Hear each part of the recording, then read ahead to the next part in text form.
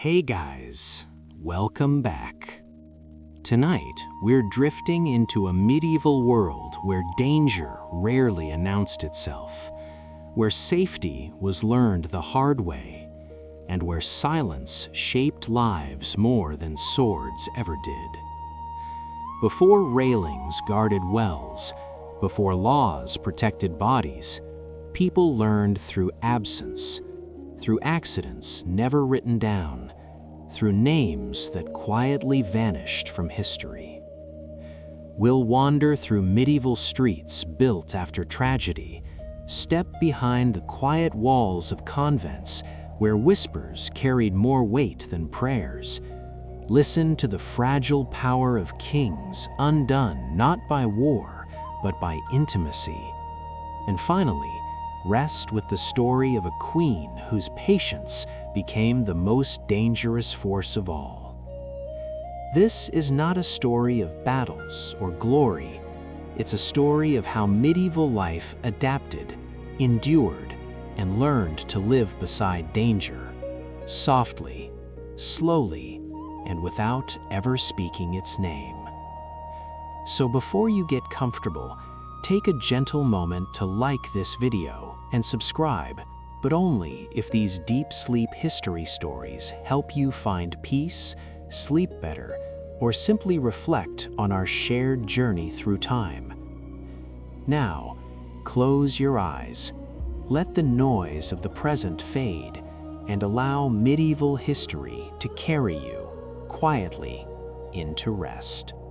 Before there were safety manuals, before warnings were printed on walls or whispered by instructors, the medieval world learned in silence. Not the peaceful silence of prayer or snowfall, but the heavy silence that followed an accident no one wanted to remember. In the Middle Ages, danger was not an exception to daily life. It was the background. Every morning, people stepped into a world that had not yet been softened by rules, standards, or shared caution. Wells were open mouths in the ground, dark and patient, waiting without intention. Bridges were narrow ribs of wood and stone, flexing slightly with every footstep, reminding travelers that balance was never guaranteed. Fireplaces were not contained comforts, but living forces breathing heat into homes where a single misjudged movement could change a family's future forever. And yet, no one called this cruelty. It was simply the way the world was. What followed each tragedy was not outrage or reform, but a pause, a quiet adjustment, a new habit born without ceremony. When a child slipped too close to a well, someone later placed a low stone rim around its edge, not to honor the loss and not to prevent all harm, but to make tomorrow slightly less unpredictable than yesterday. Medieval safety was never designed in anticipation of danger. It was shaped afterward, slowly, reluctantly, by experience that could not be undone. In towns and villages, these changes appeared almost invisibly. A rope added near a steep path, a bell hung where sight failed, warning of movement beyond a corner, a thicker wooden beam laid across a bridge where carts had once tipped and vanished into water below. These were not innovations celebrated by chroniclers. No one carved their names into history for adding a railing or reinforcing a stair. Yet these quiet features changed survival more than any sword or crown. They marked the moment when people accepted that the world would not protect them and that they must, in small ways, protect themselves. At night, as homes settled into darkness, fire remained the greatest companion and the greatest threat. Hearths were built deeper, ashes were pushed aside more carefully. Over time, stones replaced wood in places where flames had once escaped control, not because anyone planned safety, but because memory lingered. The medieval mind did not think in statistics or risk management. It thought in stories. Stories of what happened once, somewhere close enough to feel real. And those stories shaped behavior far more effectively than rules ever could. To live in the medieval world was to carry an invisible map of danger inside one's body. Hands learned where not to rest, feet learned where not to hurry, eyes learned to search for edges, shadows, and small signs of instability. Safety, such as it was, lived in muscle memory rather than instruction. And so the landscape itself slowly changed, molded by countless quiet lessons. Stones stacked a little higher, paths worn a little wider, sounds introduced where silence had proven dangerous. There were no heroes in these moments, no villains either, only a gradual understanding that survival was not dramatic, it was cumulative. And as these modest protections settled into daily life, people began to believe, almost without realizing it, that danger could be managed, that the world, while still harsh, could be made predictable in small pockets. This belief would grow, quietly, just like the features themselves. But while the body learned to avoid visible harm, another kind of danger remained untouched, waiting patiently behind walls that claimed holiness and certainty. And it was there, in places thought to be safest of all, that the next lessons would begin.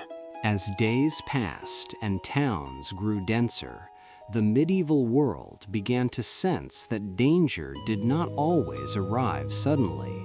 Sometimes it waited, quietly woven into the structures people trusted most. Bridges, for example, were not merely crossings, they were agreements with uncertainty. Built from wood that aged unevenly and stone that shifted with seasons, they demanded attention with every step. At first, people crossed them as they always had, carrying goods, animals, and children without pause. But after carts tipped, after footsteps slipped where moss gathered, small changes appeared. A rough plank added where smoothness betrayed balance. A low edge, barely higher than a hand, marking where not to drift. These were not grand defenses. They were reminders whispered into the architecture itself, guiding bodies without words. Over time, the bridge stopped being only a path. It became a lesson remembered by the feet. Walls, too, learned from consequence. Town walls were meant to protect against invasion, yet their greatest danger often came from within. Narrow stairways climbed too steeply.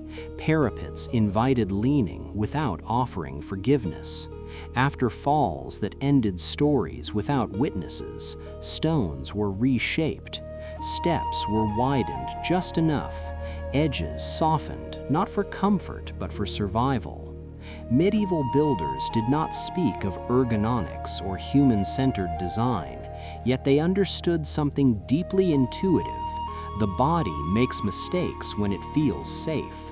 And so safety, paradoxically, was built to remind people that they were never fully secure. Sound became another quiet guardian.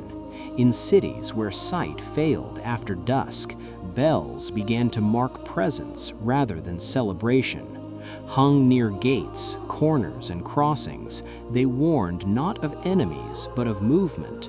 A cart approaching, a door opening, a figure emerging from darkness. These bells did not announce danger loudly, they suggested awareness gently. Over time, ears learned what eyes could not see.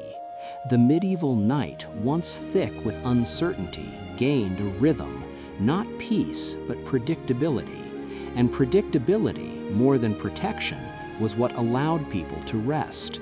This pattern repeated across daily life. Where water overflowed, channels were carved.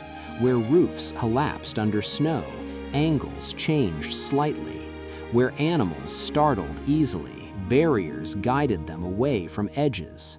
None of these solutions were perfect. Accidents still happened, but each adjustment reduced surprise, and surprise was the most dangerous force of all. What mattered was not eliminating risk, but making it familiar. Medieval safety was not about control, it was about recognition, recognizing where harm tended to gather and gently steering life away from it. As these features blended into the environment, people stopped noticing them. They became background, like the stones underfoot or the smoke in the air. Yet they shaped behavior continuously. Children learned paths before rules. Adults trusted spaces that had proven themselves over time. Memory settled into wood and stone. The world itself became a teacher, repeating lessons until bodies learned them without conscious thought. This is why medieval safety feels invisible to modern eyes. It was never meant to stand out. It was meant to disappear into routine, and in that disappearance, it succeeded. The absence of surprise created a fragile sense of order, enough order to sleep, enough order to believe tomorrow would resemble today. But while these quiet protections trained the body to move carefully through the world, they did nothing to prepare the mind for dangers that did not announce themselves with sound or shape. Some risks did not live on bridges or walls.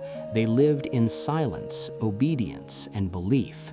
And it was there, in spaces designed to calm the soul rather than guard the body, that the medieval world would face its most unsettling lessons. As medieval safety quietly reshaped the physical world, it also began to influence something far less visible: the way people trusted their surroundings. Over time, familiarity softened vigilance. When paths no longer surprised the feet and structures behaved as expected, the body relaxed.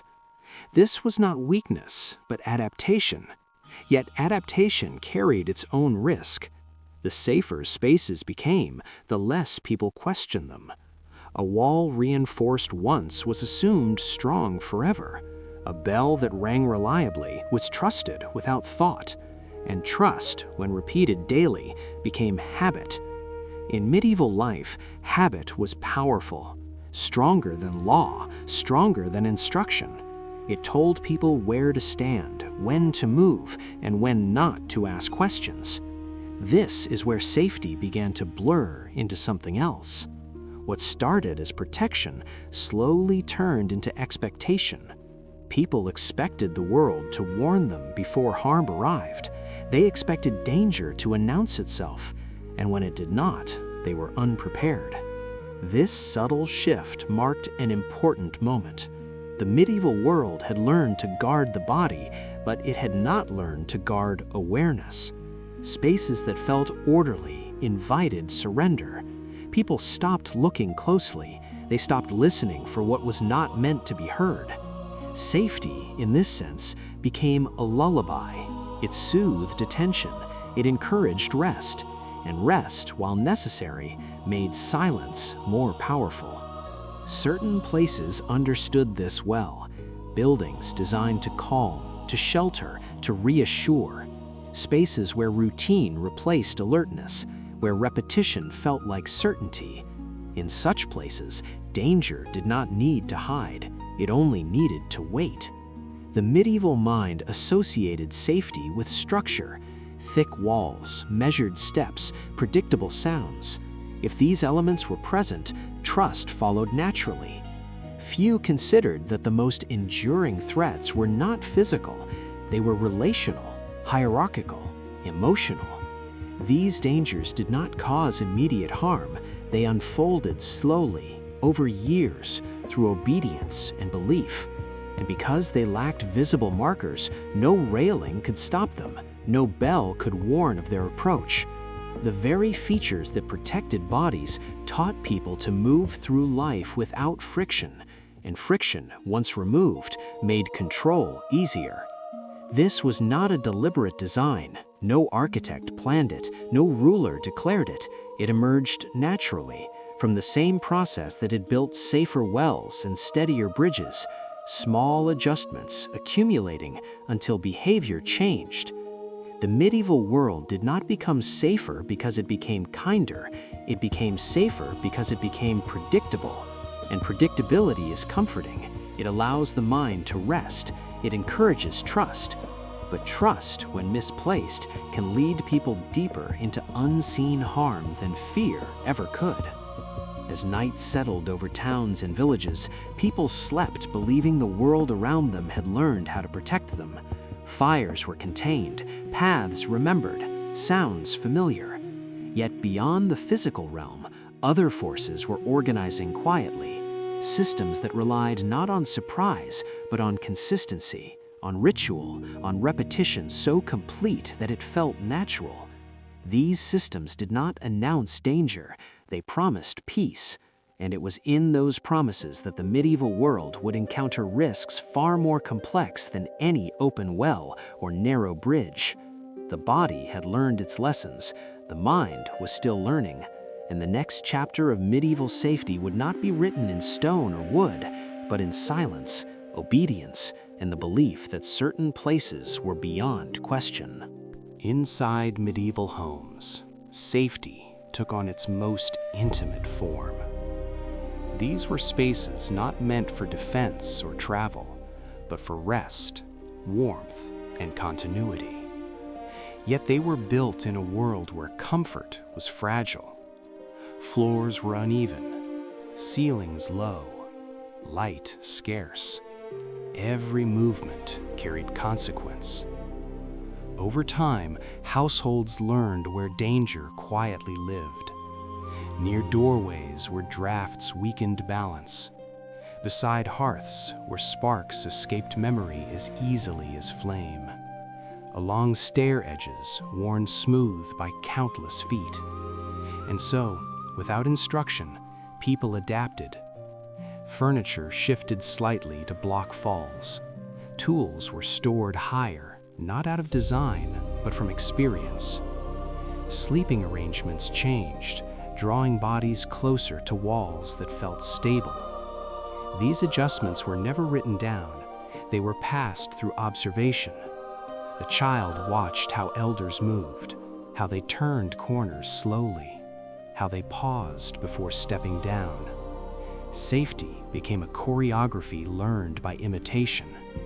And as with all choreography, repetition created rhythm. Rhythm created calm. Calm created the sense that danger had been mastered. Yet this mastery was partial.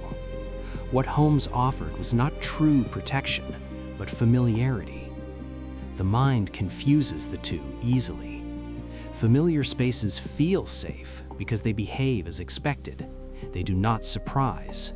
And surprise, more than threat itself, unsettles the human nervous system. Medieval people slept better, not because their homes were secure, but because they knew them deeply. They knew where shadows fell, where sounds originated, where warmth gathered. This knowledge reduced anxiety. It allowed the body to release vigilance. But vigilance, once released, does not distinguish between visible and invisible risk. As households settled into routines, silence became thicker. Sounds that once signaled danger faded into background noise. A creaking beam, a shifting roof, a door that closed differently than before. These changes were noticed at first, then accepted, then ignored.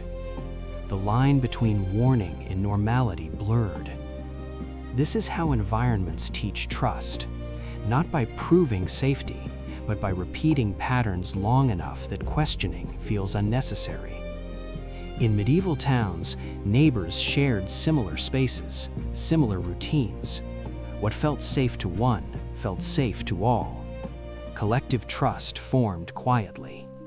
And collective trust is powerful. It stabilizes communities. It encourages cooperation. It allows life to continue despite uncertainty. But it also discourages doubt. When everyone assumes a place is safe, few are willing to challenge that assumption, especially when doing so disrupts peace. This dynamic extended beyond walls and roofs. It shaped how people responded to authority, tradition, and instruction. If a structure had stood for generations, it was trusted. If a practice was old, it was accepted. The logic of physical safety flowed seamlessly into the logic of belief.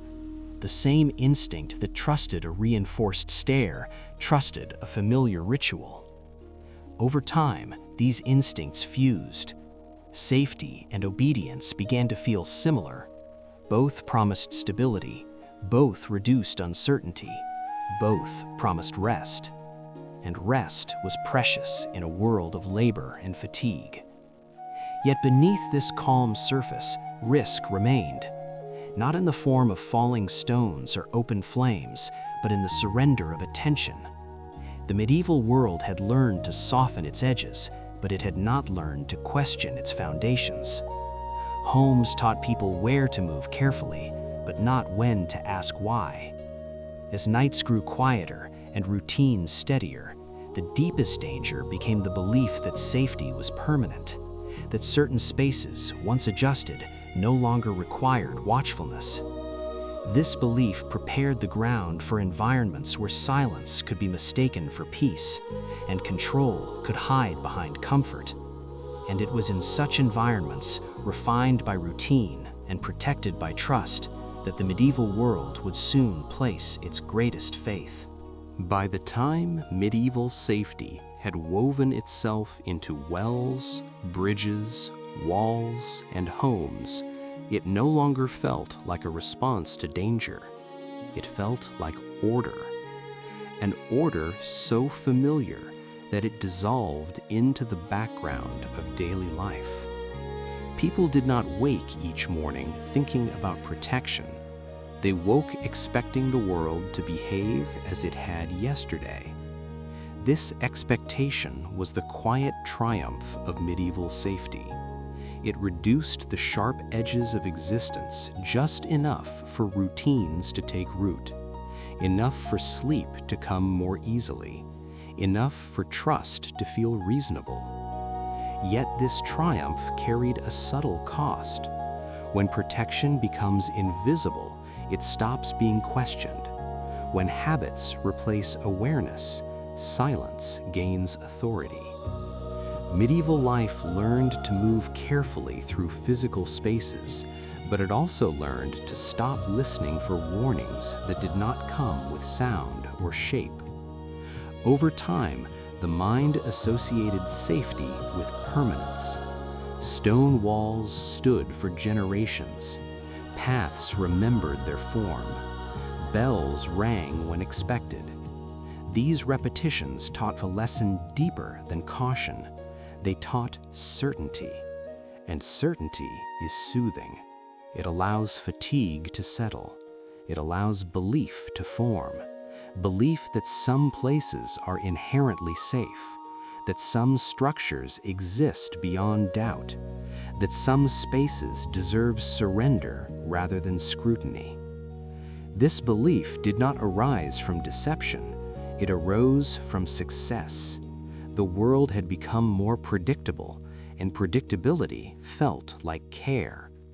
But predictability does not distinguish between protection and control. It only promises continuity. As medieval communities embraced this promise, they began to seek safety not only in structures, but in meanings, in rules that organized life, in rituals that explained uncertainty, in spaces designed to calm the spirit as much as the body. The same instinct that trusted a reinforced stare trusted a familiar prayer.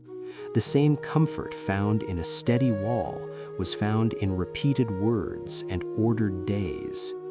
Gradually, the center of safety shifted inward, away from the visible world and toward places that claimed moral certainty, places that promised refuge not from falling or fire, but from doubt itself. These places did not advertise danger, They offered peace, they offered silence, they offered belonging. And because medieval life had learned that silence often meant safety, few questioned what was being asked in return.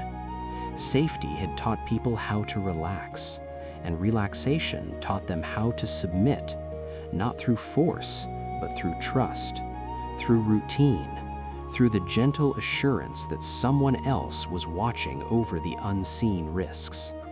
This was not a failure of intelligence. It was a natural extension of adaptation. The same process that placed stones around wells placed authority around belief. The same impulse that added rails to bridges added boundaries to thought. Medieval safety had done its work well, too well. It had softened the world to the point where vigilance felt unnecessary in places that felt sacred. And so, when people stepped beyond the physical dangers they had learned to manage, they stepped into spaces that claimed to manage danger for them.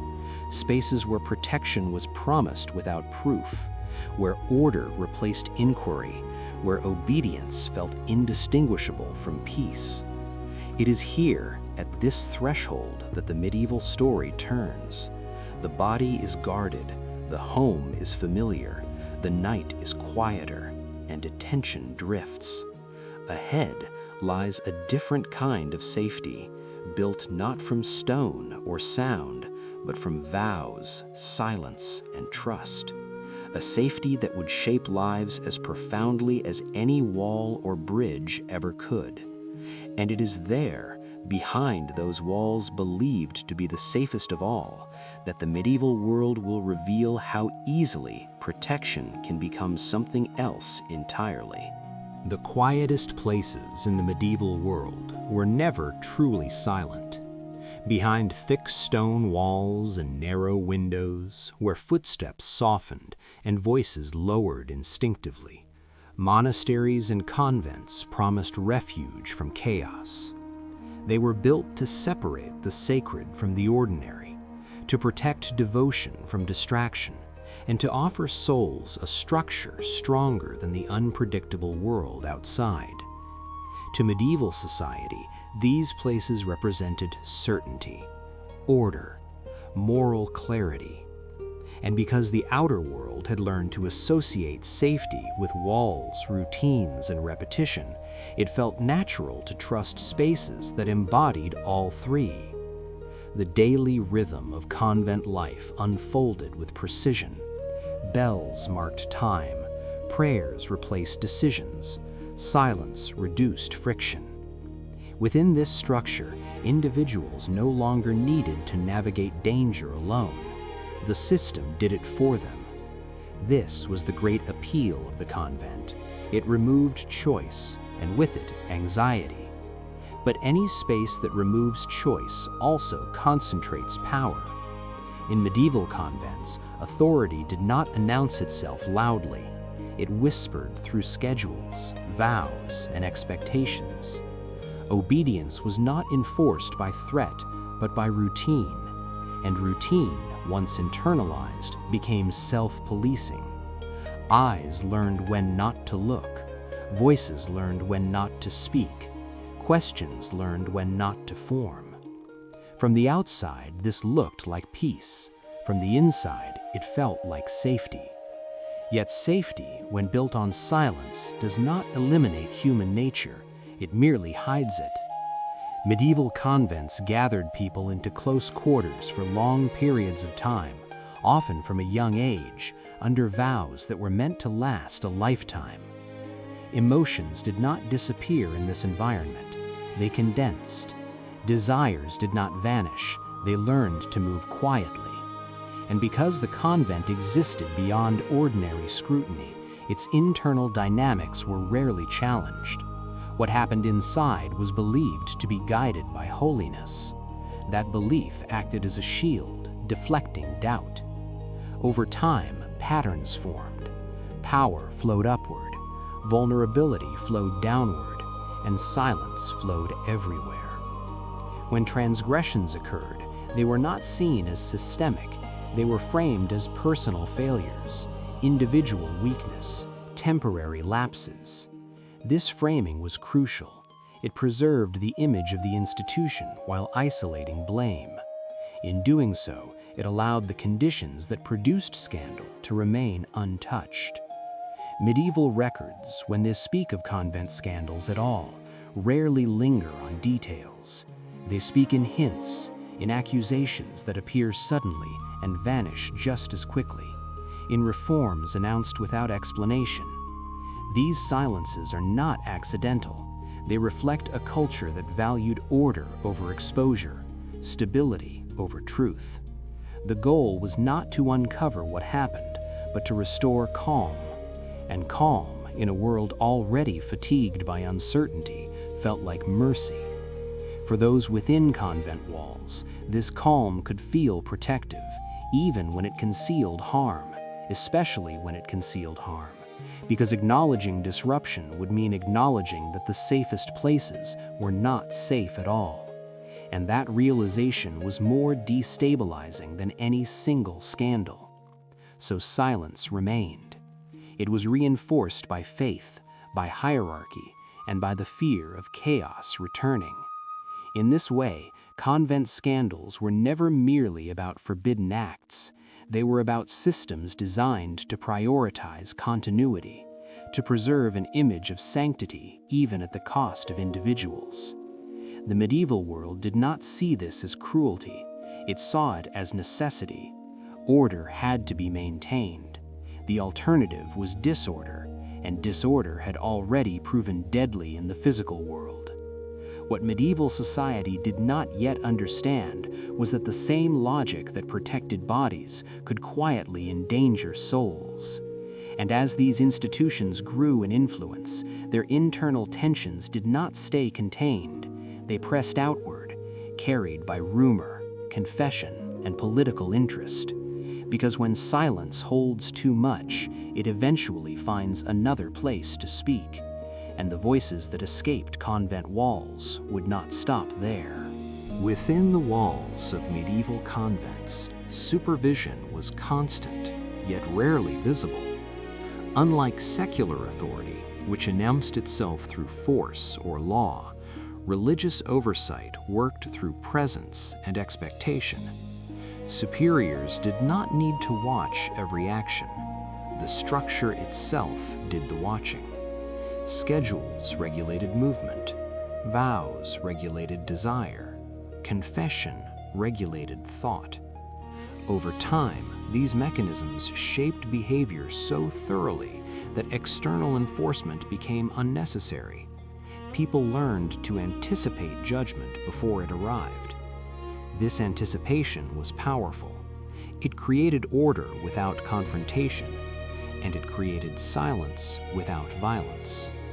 In such an environment, deviations were not met with immediate exposure. They were absorbed quietly. When rumors surfaced, they were often framed as misunderstandings or spiritual trials. When patterns became harder to ignore, responses focused on containment rather than transparency. Individuals might be reassigned, rules subtly adjusted, language softened. The goal was not to deny that something had happened, but to ensure that whatever it was did not disturb the larger structure. Medieval religious institutions understood something deeply practical. Scandal was dangerous not because of the act itself, but because of what it invited others to question. If one rule could be broken, perhaps others were less absolute than believed. And doubt, once introduced, could travel faster than any rumor. So doubt was managed carefully. It was redirected inward. Those involved were encouraged to see their actions as personal failure rather than systemic consequence. Guilt replaced inquiry. Repentance replaced reform. This approach preserved authority while offering emotional resolution. It allowed people to feel that balance had been restored without altering the conditions that produced imbalance in the first place. Over time, this pattern reinforced itself. Silence became a virtue. Endurance became holiness. Those who questioned were gently reminded that obedience was itself a form of safety, that structure protected not only bodies but souls. For many, this was comforting. In a world where physical danger had once been constant, surrendering complexity felt like relief. Yet this comfort came at a cost. When systems reward silence, they also teach invisibility. Those harmed learned to disappear rather than speak. Those in power learned that calm was more valuable than clarity, and the institution learned how to endure indefinitely.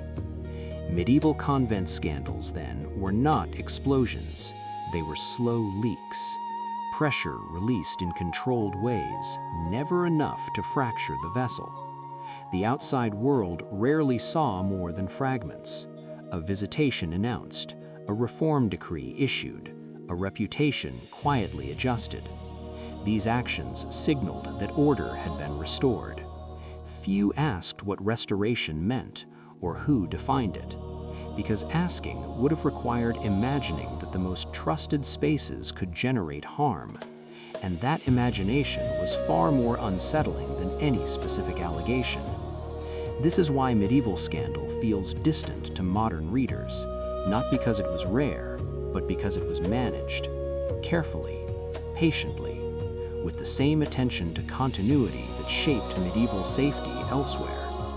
Just as bridges were reinforced after collapse, institutions were reinforced after transgression. The difference was visibility. Physical damage demanded visible repair. Moral damage demanded quiet absorption. Both aimed at the same goal, preventing disruption.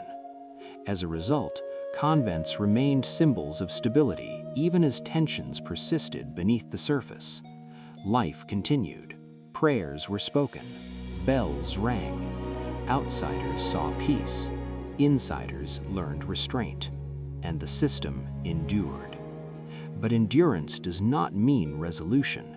What is contained remains active. Over generations, these unresolved tensions accumulated. They shaped attitudes, alliances, and unspoken understandings. They influenced how religious authority interacted with secular power. Because when an institution proves it can manage its own scandals, it gains leverage. Silence becomes currency. Trust becomes influence. And influence, once established, does not remain confined to cloisters. It seeks space. It moves outward. And eventually, the mechanisms perfected within convent walls would be mirrored in far more visible arenas. Because the same strategies that preserved religious order would soon be tested where stakes were higher, and where silence would be far harder to maintain. When silence holds long enough, it changes shape. In the medieval world, what was not spoken inside convent walls did not simply disappear, it traveled. Slowly, indirectly, through whispers, glances, and half-remembered confessions. Rumor was the bridge between sacred enclosure and secular life. It carried fragments rather than facts, impressions rather than evidence. And because convents were trusted spaces, even the smallest fragment felt unsettling. A raised eyebrow, a sentence left unfinished, a sudden transfer explained only as spiritual necessity. These details accumulated in the minds of those outside, forming narratives that no official record could fully control. Medieval society lived on stories. News moved at the speed of conversation, and conversation thrived on ambiguity. What could not be verified could still be believed, especially when belief aligned with existing anxieties. The contrast between holiness and humanity was one such anxiety. People wanted convents to be pure because they needed at least one place in the world to feel untouched. So when rumors emerged, they were met with tension rather than clarity. Some dismissed them as malice. Others leaned closer, not out of hostility, but curiosity. Over time, curiosity hardened into expectation. The idea that scandal could exist behind holy walls became imaginable, and once imaginable, it became discussable. This shift mattered because the power of religious institutions depended not only on authority, but on perception. Trust was their strongest currency. When trust wavered, even slightly, it created openings. Secular leaders understood this well. Kings, nobles, and administrators watched religious scandals with careful interest, not because they sought moral reform, but because instability could be leveraged. A convent's reputation, once questioned, could invite oversight. Oversight could invite influence. Influence could shift balance. Thus, rumors that began as private discomforts gradually entered political calculations. This did not happen loudly. There were no declarations. Instead, there were visitations framed as concern, audits justified as care, alliances formed under the language of protection. The same logic that had governed medieval safety reappeared here: prevent disruption, maintain order, manage perception. In this context, scandal became less about transgression and more about control. Who defined the narrative? Who decided when silence was appropriate and when it was dangerous? These questions were rarely asked openly, but they guided action nonetheless. As religious institutions sought to contain rumors, they also sought allies. Secular power offered support, but never without cost. Protection came with conditions, and conditions created entanglement. Over time, the boundary between sacred authority and worldly authority blurred. Each learned from the other. Religious leaders adopted administrative techniques. Secular leaders adopted moral language. Both refined the art of appearing stable while managing internal tension. For those within convents, this external attention changed little on the surface. Routines continued, silence remained, but the weight of being observed shifted. It no longer came only from within the institution, but from beyond it. The knowledge that whispers could reach courts altered behavior subtly. Silence became not just obedience, but strategy. Survival depended on knowing what not to say and to whom. In this way, convent scandals did not weaken the institution immediately. They professionalized it. They taught it how to navigate scrutiny without transparency. And that skill would prove invaluable in a world where power increasingly depended on image. Meanwhile, for the broader medieval public, these rumors created a quiet dissonance. The safest places were no longer beyond question. Doubt entered slowly, without confrontation. People continued to pray, continued to donate, continued to trust, but with a slight hesitation. That hesitation mattered. It signaled that authority was no longer absolute, that belief could coexist with suspicion. And suspicion, once normalized, changes how societies respond to leadership. It does not overthrow it, it tests it. This testing did not end at convent gates. It spread outward, toward bishops, toward courts, toward thrones. Because if silence could conceal tension in a convent, what else might it conceal in places where power was more visible and more contested? The medieval world was learning, gradually, that safety and secrecy often traveled together, and that when secrets grew too heavy, they sought larger stages on which to unfold. As rumors surrounding medieval convents circulated beyond cloistered walls, they began to change meaning. What started as whispered discomfort slowly transformed into a language of leverage. Religious scandal, once treated as an internal matter of discipline and repentance, became something secular authorities could interpret, question, and quietly use. This shift was subtle. No one declared it openly. Instead, it unfolded through invitations, inquiries, and concerns expressed in careful tones. A king did not accuse a convent of wrongdoing. He expressed worry for its well-being. A noble did not challenge ecclesiastical authority. He offered protection. These gestures appeared respectful, even benevolent, yet beneath them lay a recalibration of power. Medieval rulers understood that moral authority was fragile precisely because it claimed to be pure. A single crack, once noticed, altered how that authority functioned in the wider world. Convents and monasteries had long enjoyed autonomy, shielded by sacred status. But when their internal silences became visible as rumors, autonomy invited supervision. Supervision invited negotiation, and negotiation invited compromise. The language of care masked this process, but its effects were tangible. Religious leaders found themselves answering questions they had never been asked before. Secular officials gained access to spaces once closed, and with access came influence. This was not a battle, it was an adjustment. The medieval world preferred adjustment to confrontation. Stability mattered more than justice, and continuity mattered more than resolution. So instead of dismantling institutions, power redistributed itself around them. Convents remained standing, rituals continued, and outward devotion persisted. But beneath the surface, lines of authority shifted.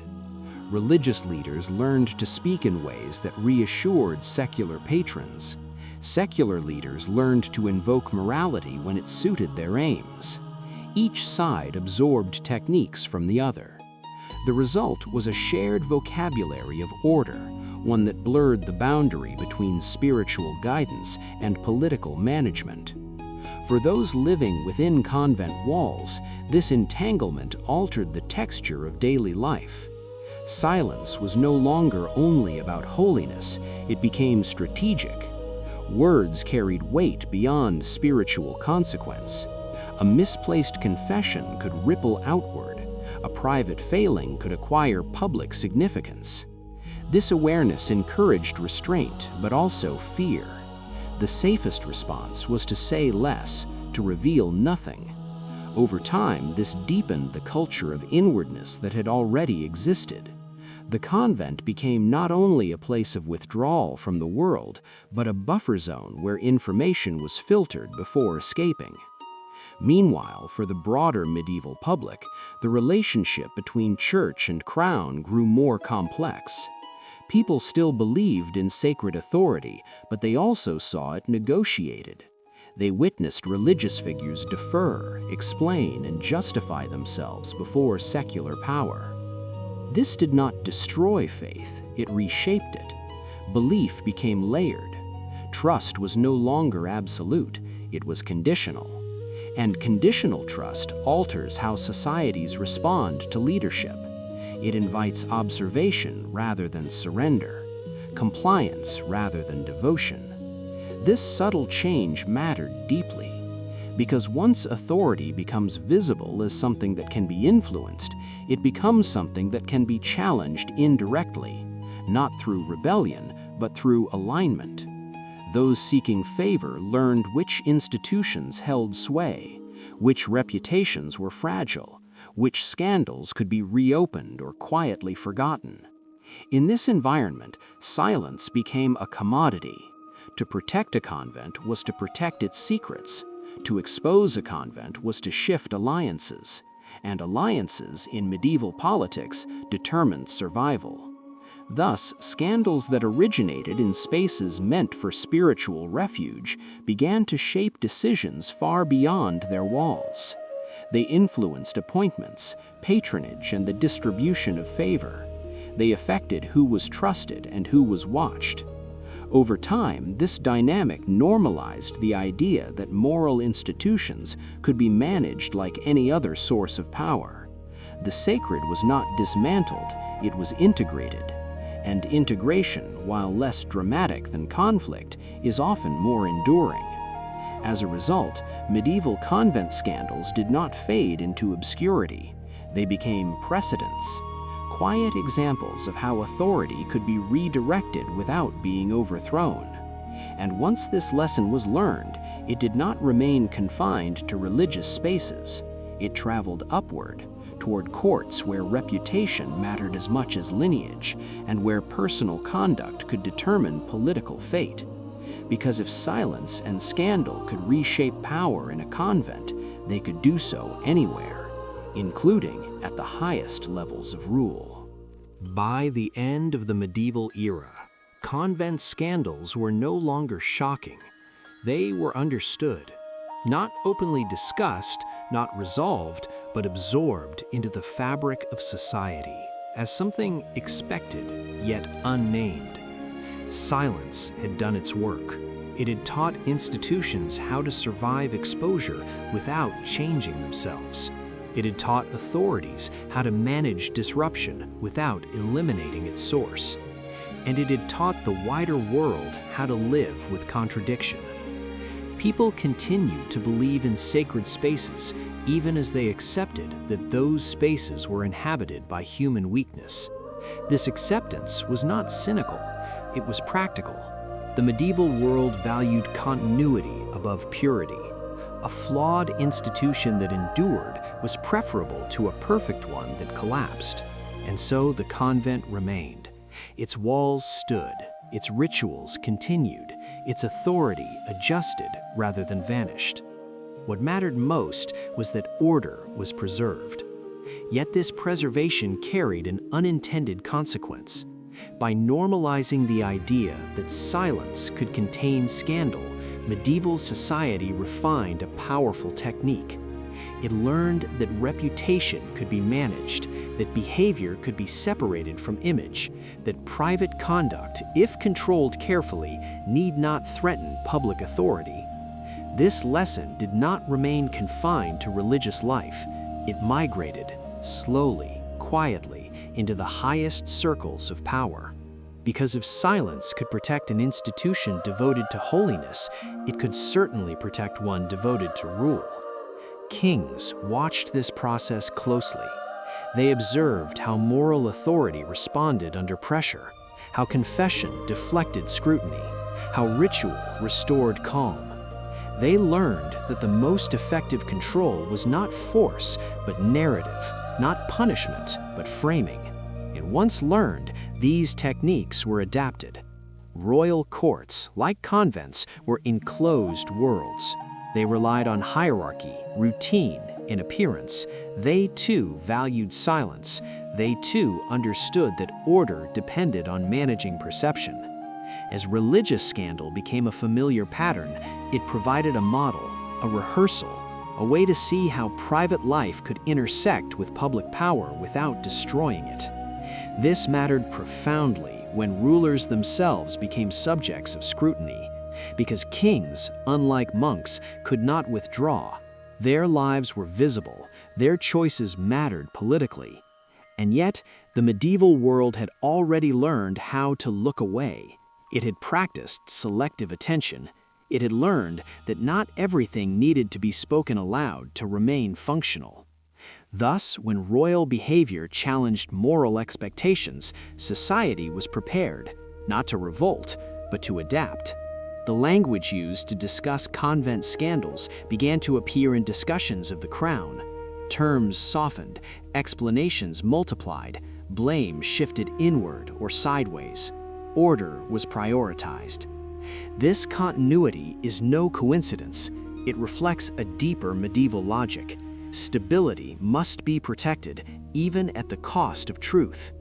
Once this logic was accepted in sacred spaces, it became easier to apply it elsewhere, especially where power was centralized and consequences were vast. The transition from convent to court was not abrupt, it was seamless. The same silence that guarded cloisters began to guard thrones. The same strategies that preserved religious authority began to preserve royal legitimacy. And the same public that had learned to trust institutions despite their flaws, learned to trust rulers despite theirs. This is where the story turns, because when secrecy becomes a skill, it becomes transferable. And when authority learns to survive scandal, scandal loses its power to disrupt. It becomes a tool, a pressure point, a means of negotiation. The medieval world was about to witness this dynamic unfold at the highest level, in a reign where personal relationships would be scrutinized not for their morality, but for their political implications, where whispers would circle not a convent, but a king, and where the lessons learned behind holy walls would shape how a nation responded to its ruler. The silence perfected in monasteries had found a new home, and its next subject would sit on the throne. In medieval England, a king was never alone. Even in silence, even behind closed doors, he was watched, not always by eyes, but by expectation. Power did not end at the throne. It extended into corridors, chambers, and private hours. King Edward II inherited a crown shaped by this reality. From the moment he ascended, his authority was measured not only by laws and battles, but by alignment. Who stood close to him? Who whispered advice? Who shared his time? In a world where loyalty was currency, intimacy became political. Edward's reign unfolded in a climate already trained to read meaning into private behavior. The medieval court, like the convent before it, was a closed system. Hierarchy structured movement, ritual shaped interaction, and silence concealed tension. Courtiers understood that influence did not always speak loudly. Sometimes it rested quietly at a king's side. Edward's affection for certain companions was noticed early, not because affection itself was unusual, but because proximity mattered. Those closest to the king gained access. Access brought favor. Favor reshaped balance. Noble families watched carefully, calculating not morality but consequence. The question was never simply who Edward loved, it was who benefited and who did not. In this environment, personal relationships were interpreted as alliances. Friendship could be mistaken for patronage, loyalty could be framed as manipulation, and intimacy, when it disrupted established hierarchies, triggered unease. Edward's companions became symbols, not of desire, but of imbalance.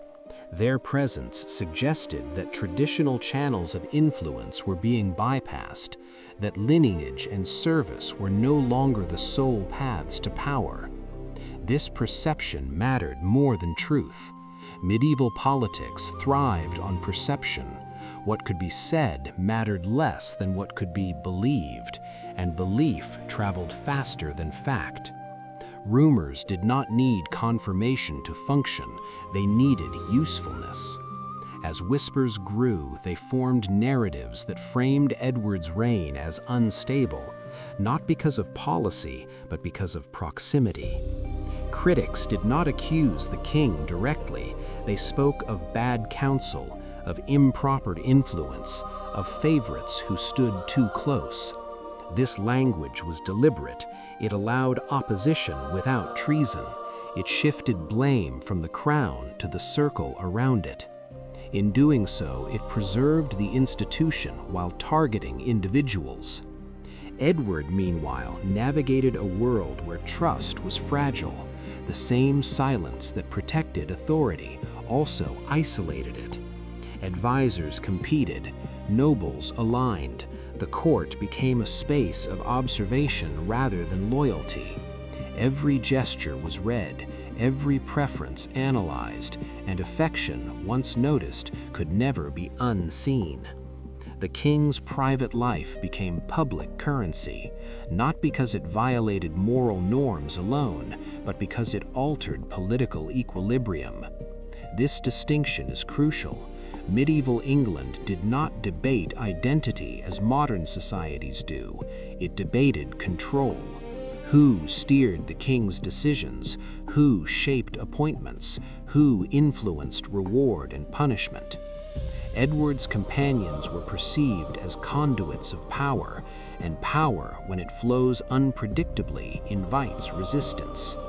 Opposition crystallized around the idea that the king was being led astray, that personal attachment weakened judgment, that governance had become intimate rather than institutional. These claims, repeated often enough, took on weight. They justified intervention, they legitimized pressure, and they reframed conflict as protection of the realm rather than challenge to authority. Edward's reign in its early years became defined by this tension, not between love and law, but between access and order. The court watched, the nobles murmured, the public sensed instability without fully understanding it, and the king at the center faced a paradox familiar to medieval power. The closer one holds those they trust, the more visible that trust becomes. And visibility in a world trained to manage silence is dangerous. The techniques learned in monasteries, containment, framing, redirection, were now being tested at the highest level. Edward's personal life had become a mirror reflecting the limits of medieval authority. And as the whispers grew louder, the question was no longer whether the king loved unwisely, but whether love itself could be tolerated when it disrupted the machinery of rule. As Edward II's reign continued, the court began to reorganize itself around uncertainty. Noble families did not confront the king directly. They rarely needed to. Instead, they adjusted their distance. Some drew closer, seeking favor through proximity. Others stepped back, calculating risk. Loyalty became conditional. Support was offered slowly, with hesitation. In medieval politics, hesitation spoke loudly. It signaled doubt, and doubt, once visible, reshaped alliances. The king's companions, once merely present, now occupied a symbolic role. They represented access that bypassed tradition.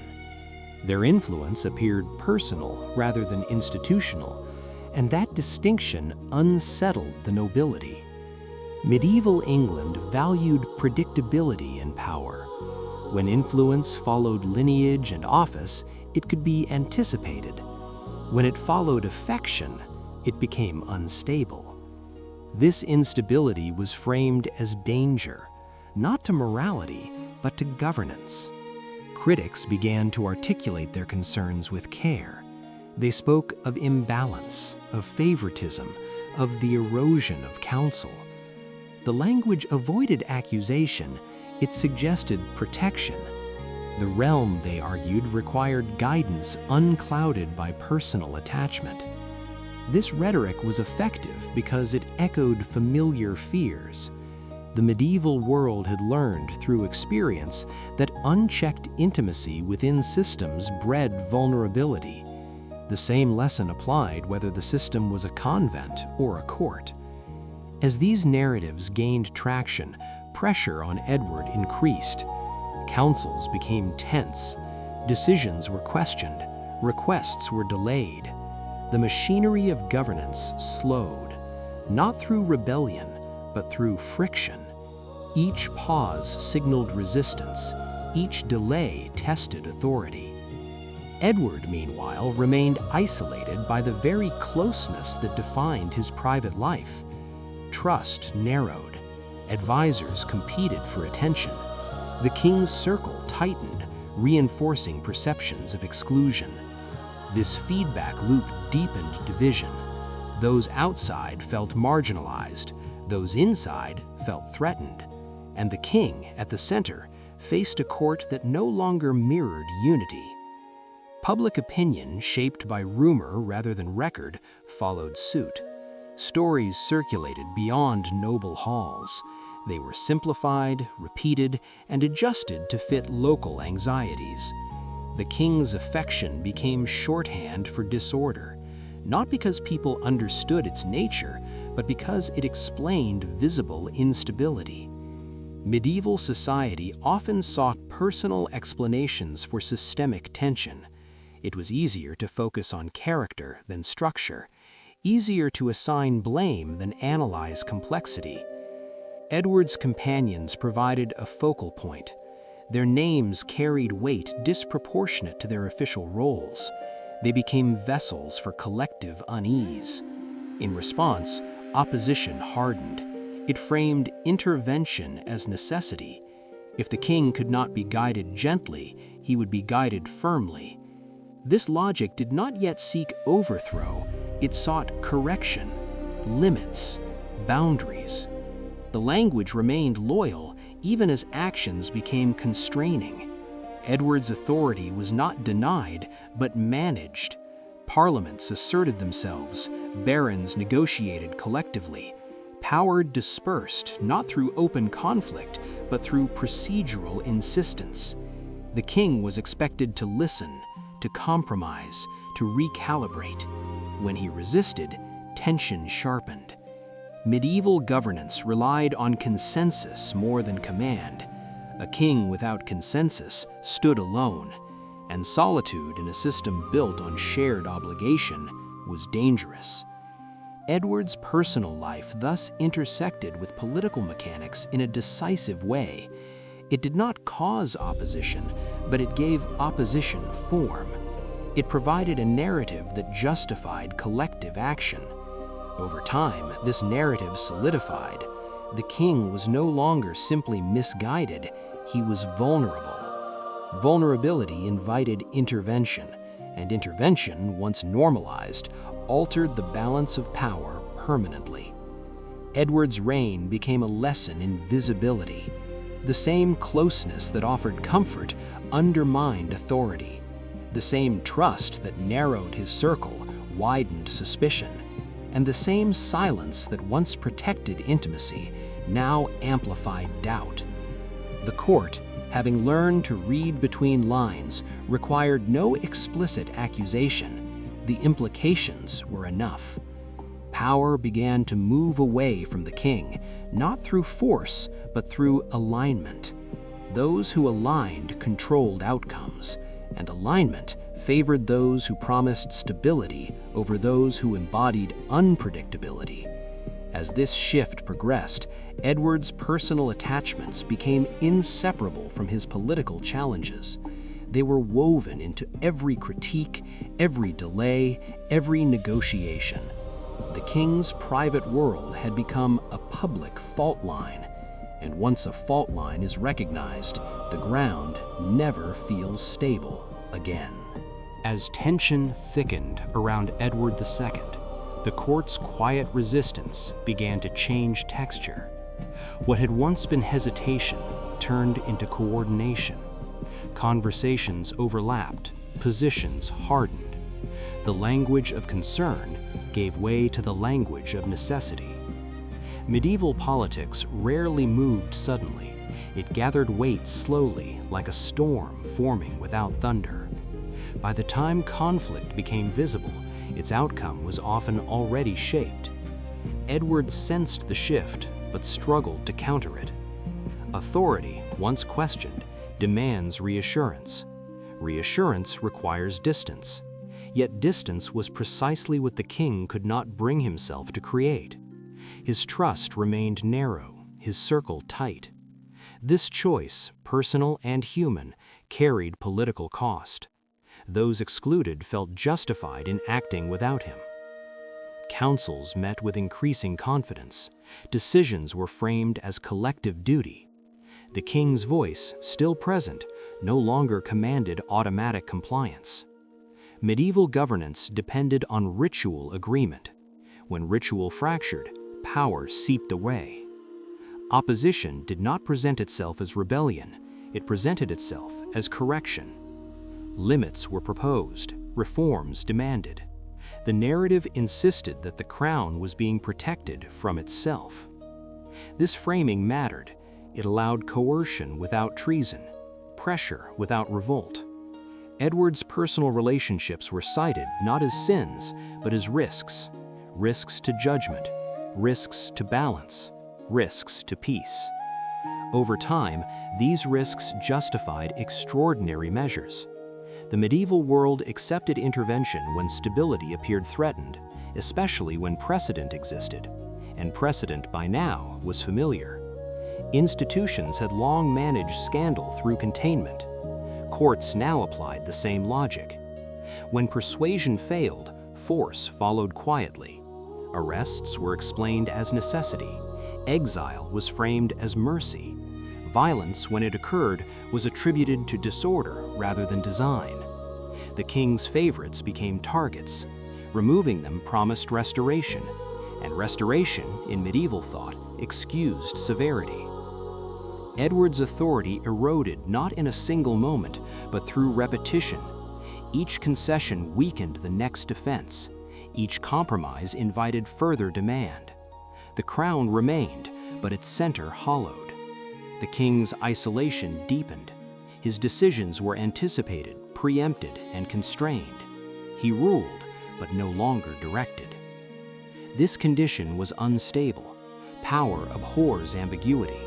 Eventually, ambiguity demands resolution. The medieval solution was decisive, if brutal. Edward's reign entered a phase where control replaced consent, and control, once asserted, reshaped memory.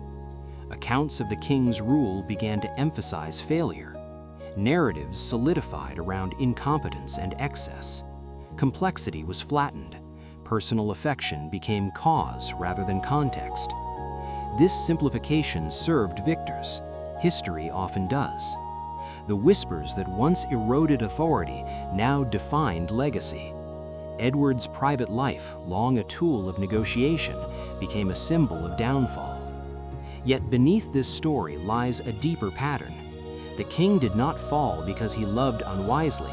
He fell because medieval power could not tolerate unpredictable intimacy at its center. The system required distance. It required clarity of channels. When those blurred, the system corrected itself, not gently, not fairly, but effectively. Edward's fate illustrates a truth the medieval world understood instinctively. Authority survives only when it appears controlled, and control demands sacrifice, sometimes of people, sometimes of truth. The court learned its lesson. So did future rulers. Silence could be weaponized, reputation could be shaped, private life could be governed. The techniques refined in cloisters and courts converged. They produced a model of rule that prioritized stability above all else. And as Edward's story faded into cautionary memory, it prepared the stage for another form of control, one even more formalized, more acceptable, more binding. Because while affection could be hidden, marriage could be mandated, and what love threatened, contract could contain. So after Edward II was removed from effective power, the work of silence did not end. It changed purpose. What had once been used to manage instability was now used to shape memory. Medieval history was not written to preserve complexity. It was written to restore order.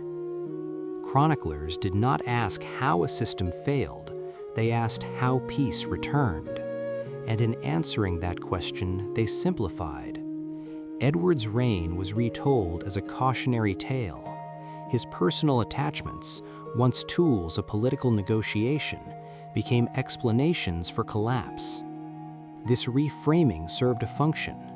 It allowed society to believe that instability had a single cause, and that cause had been corrected. Kingship as an institution remained intact. The problem was isolated to the man. This separation was essential. Medieval power depended on continuity. If the crown itself were flawed, trust would fracture beyond repair. So the story adjusted. Edward became weak where the system remained strong. His private life became excessive where governance remained sound. This contrast reassured listeners. It implied that future rulers could avoid disaster by avoiding similar mistakes. In doing so, it obscured deeper truths. The mechanisms that constrained Edward were not unique, they were structural. They reflected a world that demanded emotional distance from authority, a world where closeness was suspect and intimacy dangerous. Yet these insights rarely entered the record. They complicated the narrative. Simplicity was preferred. The lesson was framed clearly. A king must control not only his realm, but himself. Over time, this framing hardened into reputation. Edward II became remembered less as a ruler navigating inherited constraints and more as a man undone by affection. The whispers that once circulated in corridors found permanence in parchment, and permanence gave them authority. Generations later, readers encountered a flattened Edward, a figure defined by scandal rather than context. This is how medieval silence achieved its final form. Not absence, but selection. What was preserved shaped understanding. What was omitted faded. In this way, power extended beyond life. It governed legacy. The rewriting of Edward's story reinforced the same logic that had governed convents and courts alike. Stability required containment. Containment required narrative control. And narrative control required sacrifice. The sacrificed element was nuance. This mattered beyond Edward's reign. It set precedent. Future monarchs inherited not only a crown, but a warning. Personal life would be scrutinized. Affection would be interpreted. Marriage would be evaluated not for happiness, but for utility.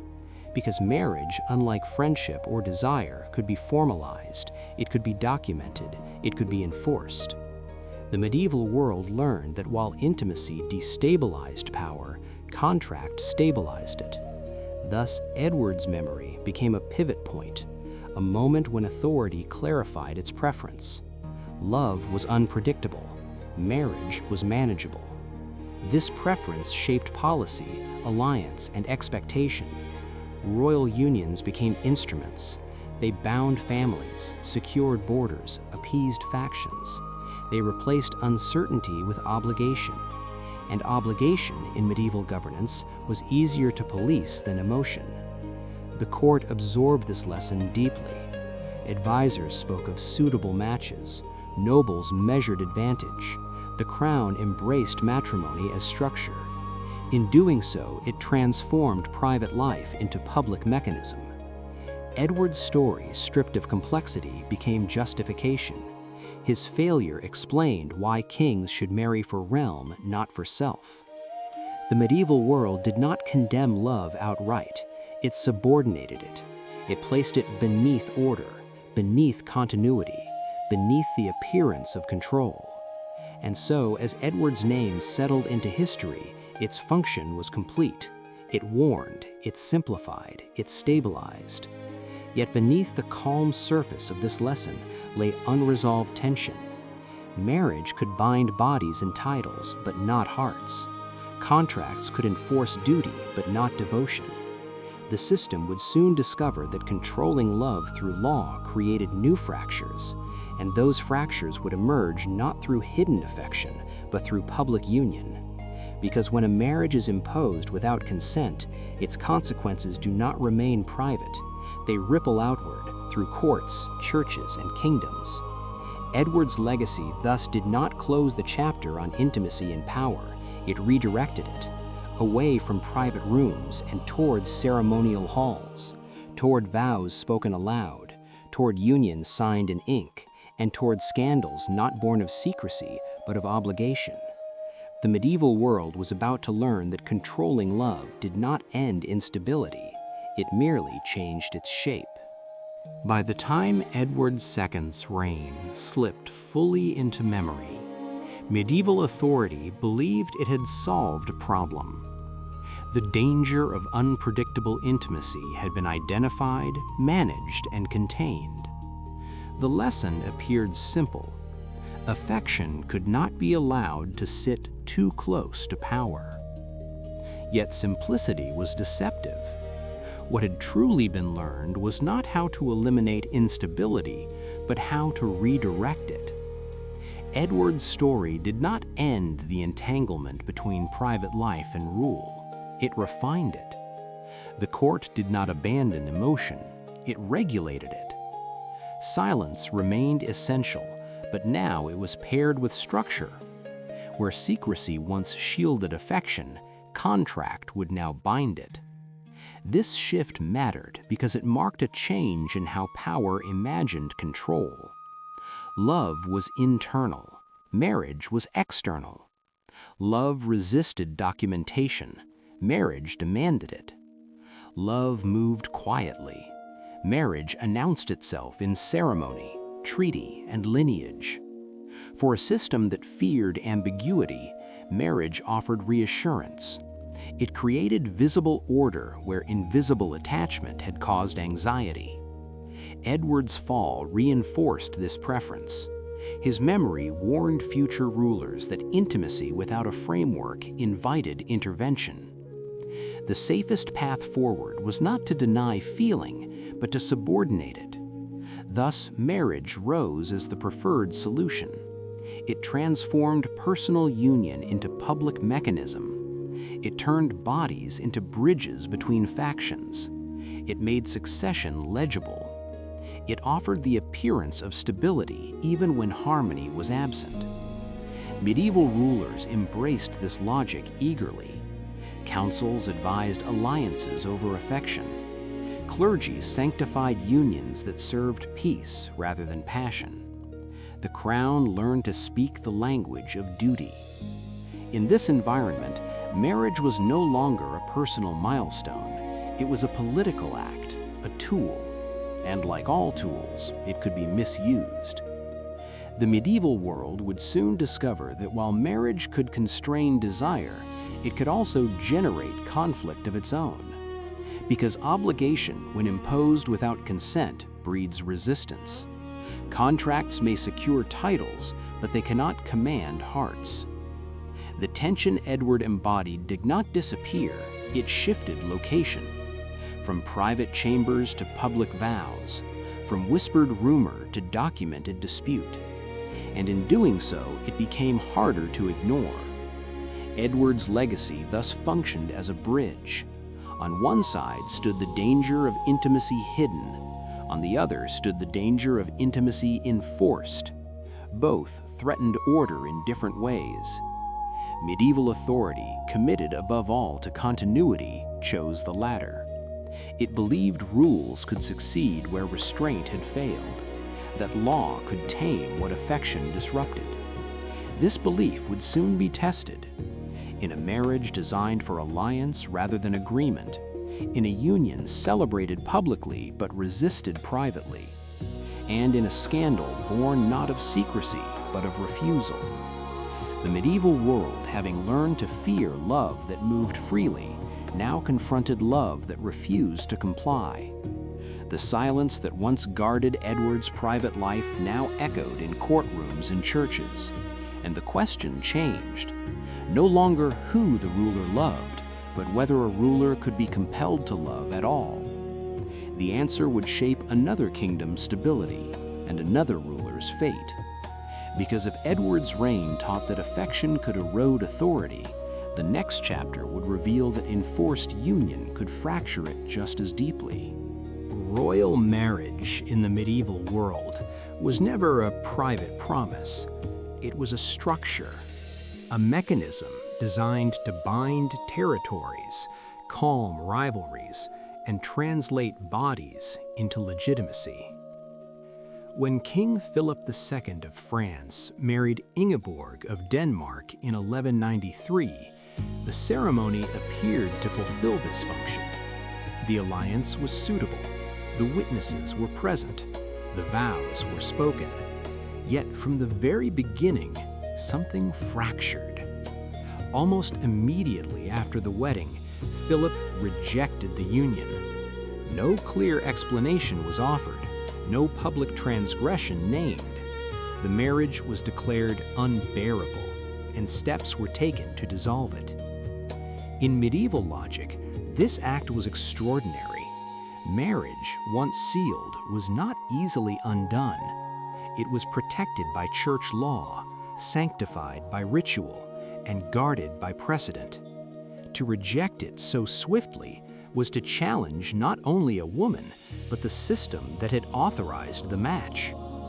Ingeborg found herself suddenly displaced. She was queen in title, yet stripped of role, present, yet excluded, visible, yet voiceless. The court moved around her as if she were an inconvenience rather than a sovereign. This quiet exclusion was deliberate. Medieval power did not always need force, it needed positioning. By removing Ingeborg from participation, Philip reasserted control without open confrontation. Yet control through silence invited scrutiny. The church, guardian of marriage, could not ignore the contradiction. Philip sought annulment, offering justifications that shifted and evolved. Consanguinity was cited. Spiritual incompatibility suggested. Each argument attempted to fit within canon law, yet none fully convinced. The church hesitated, and hesitation created space. Ingeborg refused to consent. This refusal was profound in its simplicity. She did not rebel, she did not flee, she did not accuse loudly. She waited. In a system designed to exhaust resistance, patience became her strategy. Years passed. Philip remarried. Ingeborg remained alive, legally married, yet practically imprisoned. Her existence complicated Philip's legitimacy. The king's authority rested on appearance of order. An unresolved marriage undermined that appearance. The scandal was not explosive, it was persistent. It lingered in correspondence, in papal courts, in whispered concern. Ingeborg appealed quietly, repeatedly to ecclesiastical authority. She asserted her status not through force, but through endurance. The church, caught between king and queen, faced its own test. To support Philip risked reducing marriage to convenience. To support Ingeborg risked confronting royal power. The medieval world watched.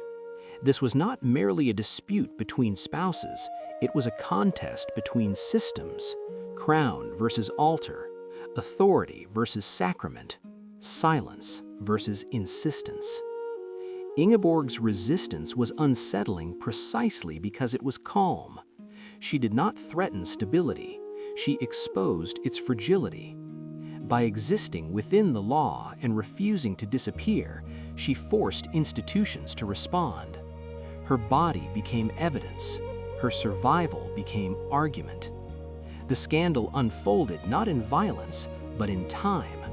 And time in medieval politics was dangerous because unresolved tension accumulates. It attracts attention. It demands resolution. Philip's attempt to control marriage through rejection revealed the limits of his power. He could isolate Ingeborg, but he could not erase her. He could remarry, but he could not fully legitimize his actions. The church's reluctance signaled that even kings faced boundaries. In this sense, the marriage scandal inverted expectations. The woman, formerly powerless, constrained the king, not through rebellion, but through refusal to yield. This quiet resistance marked a turning point. It demonstrated that authority, when confronted with endurance, must eventually answer. And it revealed that marriage, designed as a tool of control, could become a site of resistance. Ingeborg's story began not with protest, but with waiting. And in the medieval world, waiting was not passive. It was a form of pressure, a reminder that power cannot fully escape the structures it relies upon. As the years passed, the scandal surrounding Philip and Ingeborg ceased to feel like a sudden rupture and began to resemble a slow pressure applied from all sides. The medieval world was accustomed to dramatic conflict, yet this situation unfolded differently. There were no battles fought in her name, no armies marched. Instead, authority weighed on her quietly. Ingeborg's days were defined by confinement, by separation from courtly life, by enforced stillness. Yet stillness in this context was not emptiness, it was endurance. Philip's power operated through exclusion. He attempted to make the marriage irrelevant by isolating the queen from visibility, but the church refused to let irrelevance settle. Canon law demanded clarity. Marriage, once valid, could not simply be ignored. Each unanswered appeal became heavier. Each year unresolved increased moral tension. Ingeborg's letters to the papacy were restrained, deliberate, and consistent. She did not frame herself as victim alone, but as lawful wife seeking recognition. This framing mattered. It transformed her from obstacle into principle. The church now faced an uncomfortable contradiction. To support Philip fully would weaken its own authority over marriage. To support Ingeborg would assert that even kings were subject to sacrament. The papacy hesitated, attempted compromise, delayed judgment. These delays prolonged Ingeborg's confinement, yet they also preserved her claim. Time worked paradoxically. It punished her body but strengthened her position. Meanwhile, Philip continued to rule, to negotiate, to wage war, yet the unresolved marriage followed him like a shadow. It appeared in correspondence, in alliances, in diplomatic perception. His legitimacy was never entirely stable while Ingeborg lived and refused erasure. The medieval world understood legitimacy not only as power, but as alignment with divine order. An unresolved sacrament disrupted that alignment. Ingeborg's patience thus exerted pressure without confrontation. She did not need allies at court. She had law, ritual, and time. Her resistance was subtle enough to avoid accusation of rebellion, yet firm enough to demand response. This was a dangerous position for power to confront. Violence would confirm injustice. Silence would allow scrutiny to grow. The church's eventual response reflected this tension. Gradually, support shifted, not suddenly but incrementally. Ingeborg was allowed limited recognition, her status affirmed in principle, even if not restored in practice. Philip, facing pressure, adjusted tactics. He negotiated, delayed, maneuvered, yet the structure he relied upon resisted full collapse. Marriage law held, sacrament endured. The scandal became less about Philip's rejection and more about Ingeborg's persistence. This reversal was significant. It showed that in medieval society, authority could be constrained not only by force, but by coherence. Systems bound to moral consistency could not ignore contradiction indefinitely. Ingeborg's suffering was real, but her story was not tragic in the traditional sense. It was not defined by downfall. It was defined by suspension. Years spent waiting, years spent unchanged. In a world driven by lineage and succession, her refusal to disappear interrupted continuity. She embodied unresolved obligation, and unresolved obligation unsettles power. Over time, the narrative surrounding the scandal shifted. Ingeborg was no longer merely the abandoned wife. She became symbol of lawful endurance. Her silence spoke because it aligned with established norms. The church, cautious but persistent, eventually upheld her marriage. Philip, constrained, was forced to accept the legal reality he had tried to escape.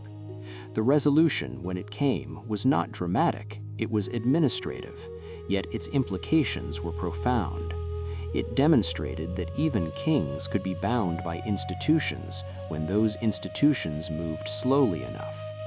Ingeborg's victory was not public triumph, it was quiet recognition, and that quiet mattered.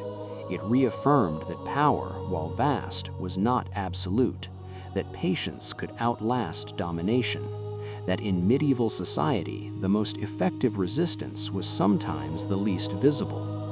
Ingeborg's story thus deepened the lesson of marriage as control.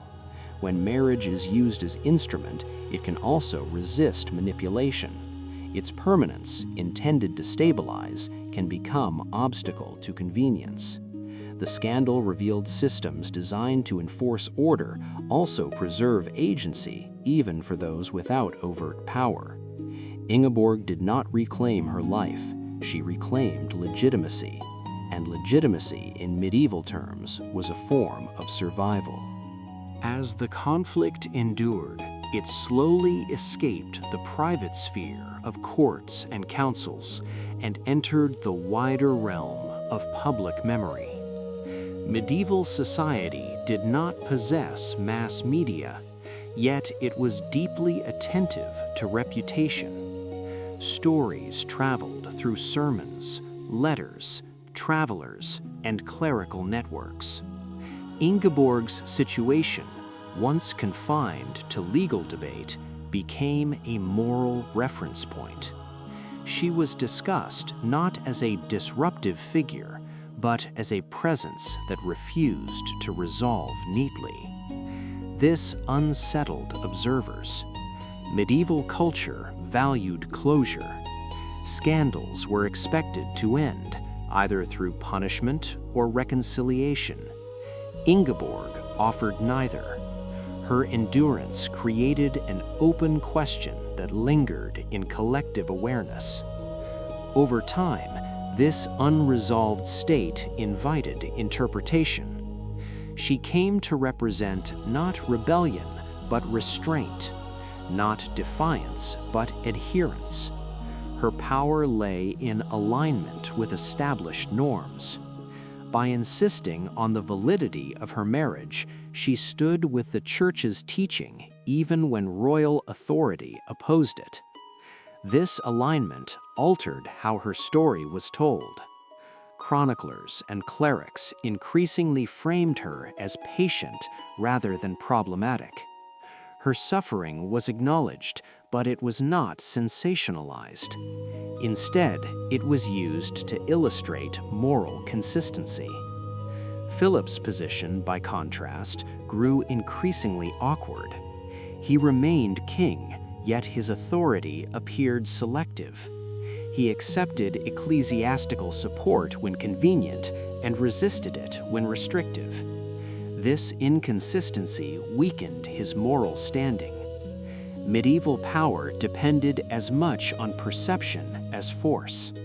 A ruler perceived as disorderly risked divine disfavor. Ingeborg's quiet presence amplified this risk. She did not accuse him publicly, but her continued existence reminded observers of unresolved tension. The scandal thus transformed into a lesson. It demonstrated that power exercised without coherence invited scrutiny. Over time, Ingeborg's narrative stabilized. She became less a figure of controversy and more a symbol of lawful endurance. This shift mattered because medieval memory shaped future expectation. Her story circulated as an example of how authority could be challenged without violence. It suggested that patience, when combined with legitimacy, could outlast dominance. This was not a message of uprising, it was a message of constraint. Systems, when bound by their own rules, could be compelled to respond. Ingeborg's life did not improve dramatically. She did not regain full agency or happiness. Yet her position within memory changed. She was no longer marginal. She became instructive. Her marriage, initially intended as alliance, had become demonstration. It showed that marriage law was not merely symbolic. It carried weight even against kings. The Church, by eventually affirming her status, reinforced its own authority. It asserted that sacrament could not be dissolved by preference. This assertion echoed beyond her lifetime. It informed later disputes. It shaped how medieval society understood the limits of royal will. Ingeborg's endurance thus extended influence without power. She altered expectations quietly. The medieval world, accustomed to dramatic assertion, learned something subtler: that stability was not always achieved through decisive action. Sometimes it emerged through sustained tension, resolved slowly. The scandal's legacy lay not in spectacle, but in persistence. It left behind a cautionary memory. Kings could maneuver, but they could not rewrite sacred structure entirely. Women, though constrained, could anchor legitimacy simply by remaining. This lesson resonated because it challenged assumptions without overturning order.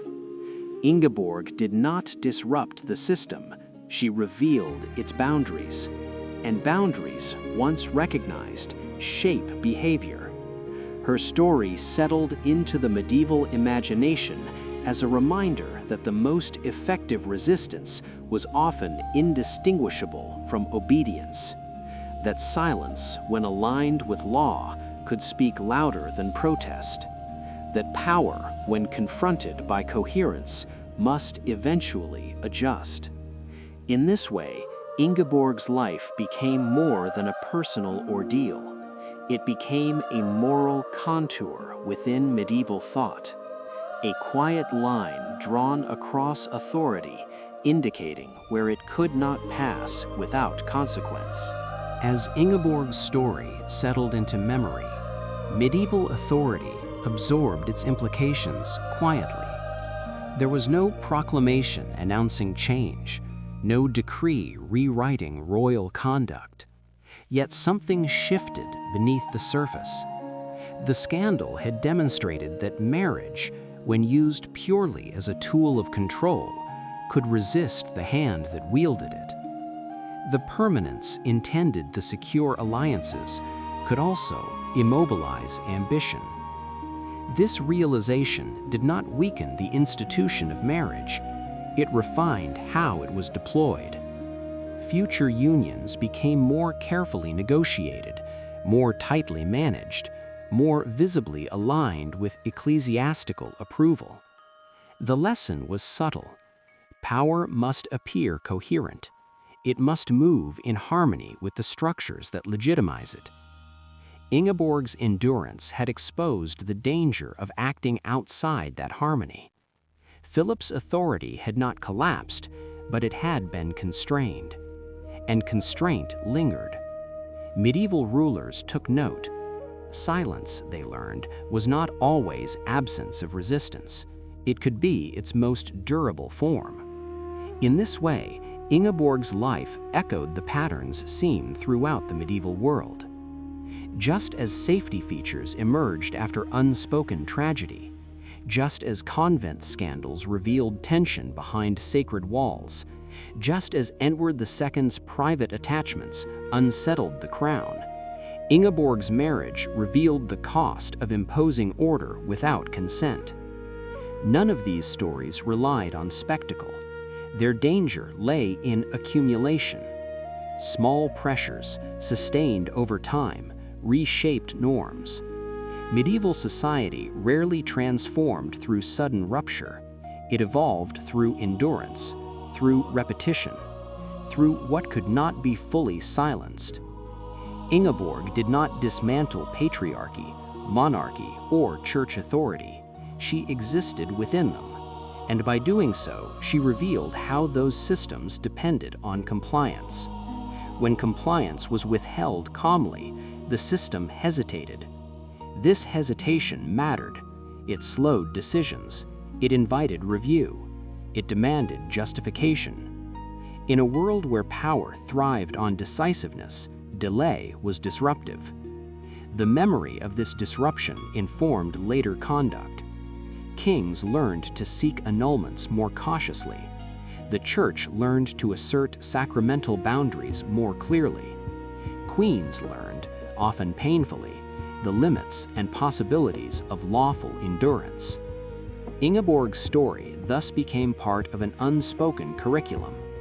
It taught that resistance did not always wear the face of rebellion. Sometimes it wore patience. Sometimes it wore obedience that refused to disappear. The medieval imagination absorbed this lesson deeply. It shaped expectations about marriage, legitimacy, and authority. It reminded rulers that control without moral alignment invited friction.